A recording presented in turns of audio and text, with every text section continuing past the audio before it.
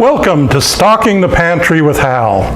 It's a series of videos, articles, and ramblings produced in partnership between the Defiance-Ruston Senior Center and the Center for Food Preservation Arts. We're providing information and resources to help everyone be prepared and to have some fun along the way. Today's virtual canning party combines the tart flavors of rhubarb with the natural sweetness of cherries. Right now they're both fresh and abundant, but this is a perfect recipe to be made during winter from frozen fruit. The recipe is from Pomona pectin. Now, Pomona pectin is a pectin that is made from citrus peels, which allows you to be able to make a very low or completely no sugar recipe, and it has greater flexibility.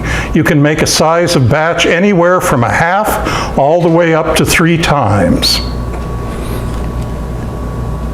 So when you buy the Pomona's pectin, it comes in a box, and you can see in the photo that we have 2 packets in there. The small one is the calcium powder. That's what they call the activator. It takes the place of sugar as an activator. And then the larger packet is the actual pectin.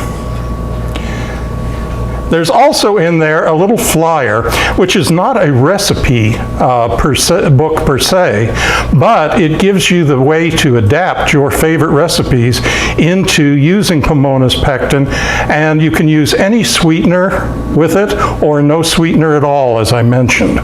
They also have this great book, and they have a website with monthly editions of recipes.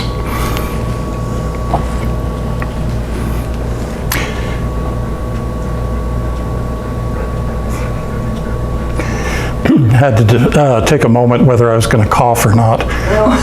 Hopefully you'll be able to just cut direct and yeah, I will. Not do too much of a fade.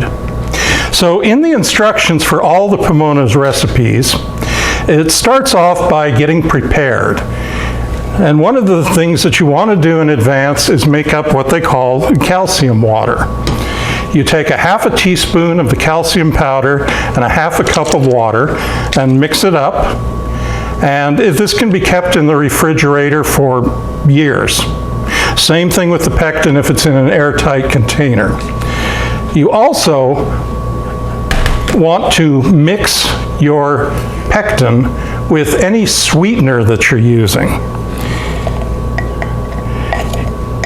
because pectin is closely related to cornstarch in that it forms networks, it forms webs when it mixes with the water. And so just as if you've ever used cornstarch, if you just throw it into water, it makes big globs. Same thing will happen with pectin. But if you mix it with whatever you're using for sweetener, or if you're using no sweetener at all, if you simmer it with water or the fruit juice you're using, then it disperses, and so when it mixes and hits the calcium, it doesn't clot up. So here we're whisking it into the sugar, setting it aside. So the product we're going to be making 2 jars of this rhubarb and cherry jam. It's a half a recipe today. The full recipe makes between 4 and 5 jars. It all depends on how much water is in your rhubarb and your cherries. So we've gone ahead and prepped. You're cutting the rhubarb up and you're boiling it just enough to get it into a nice cooked, mashed.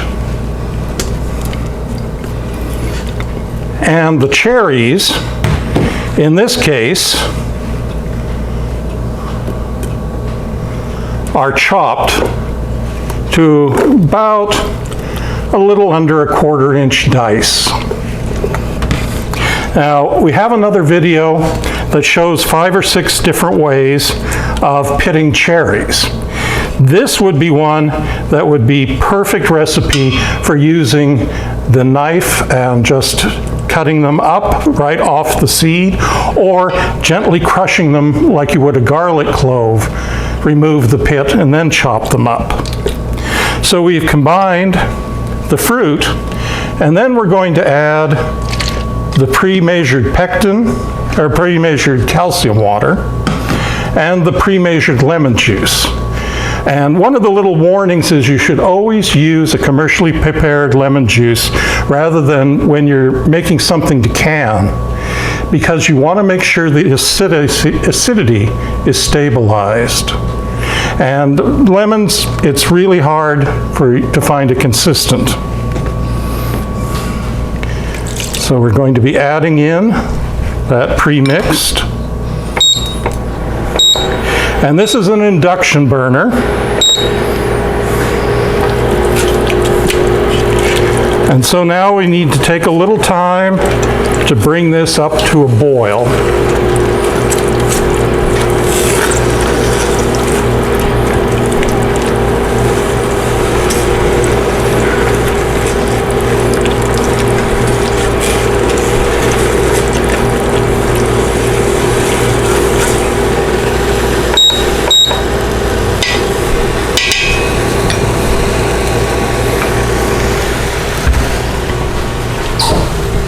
Now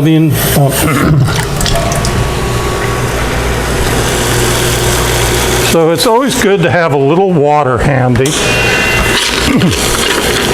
This is a particularly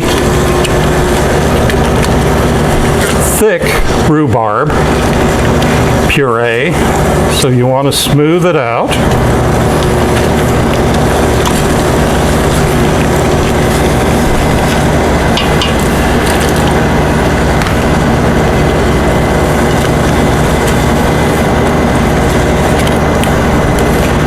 There we go. As it cooks, you'll notice the consistency.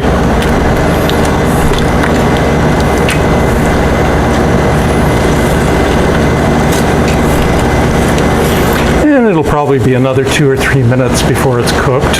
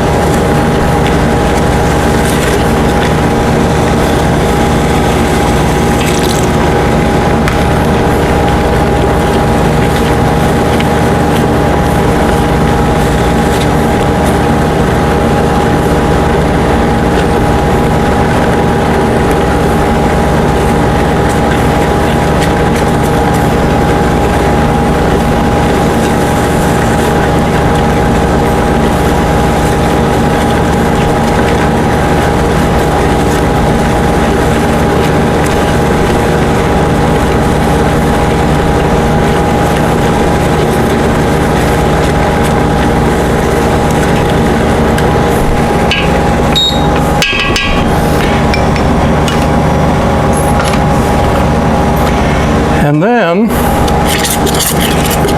we stir in the sugar and pectin, and it will immediately start to thicken up.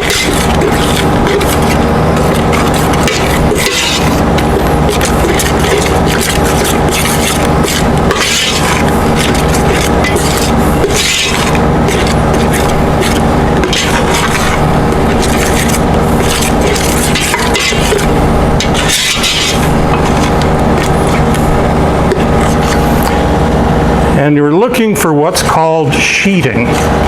That's when you know the pectin has worked, because it basically sheets a spoon. Now, the best way is also with a plate test, which this would have been in a freezer. But you can see that even without being in a freezer, it's definitely going to set up. If for some reason it doesn't appear to be working, bring the heat back up and you'd add a little more calcium water.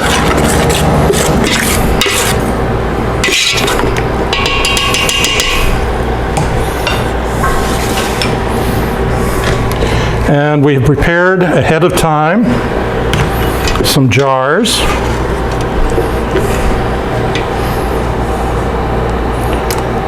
And I love, you can do this, in fact the best way would be with a funnel,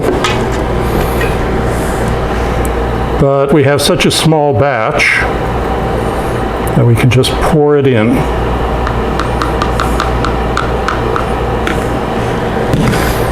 So that's one. And I always like to have a few extra jars standing by just in case. Because as I mentioned, the exact amount you get out of it depends how much water content are in the cherries and the rhubarb. But there are very few ingredients in this, so the cherry and rhubarb flavors really rise to the top. It's very fresh. That slight amount of lemon juice we put in helps with the gelling, but it also adds just a little back flavor. And this can be done as a refrigerator product, or it can be water bath canned. And we're going to make this a refrigerator product today. We'll be doing a whole separate video on water bath canning if you're unfamiliar with it.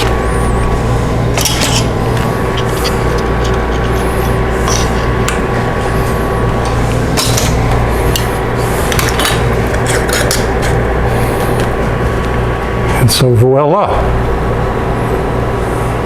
So thank you for sharing the time with us today. For more information and recipes, you can find it on our website at Preserve Foods, all is one word, preservefoods.blogspot.com, and look for us on Facebook. There are links at the end of this video. So come back and join us next time for Stocking the Pantry with Hal.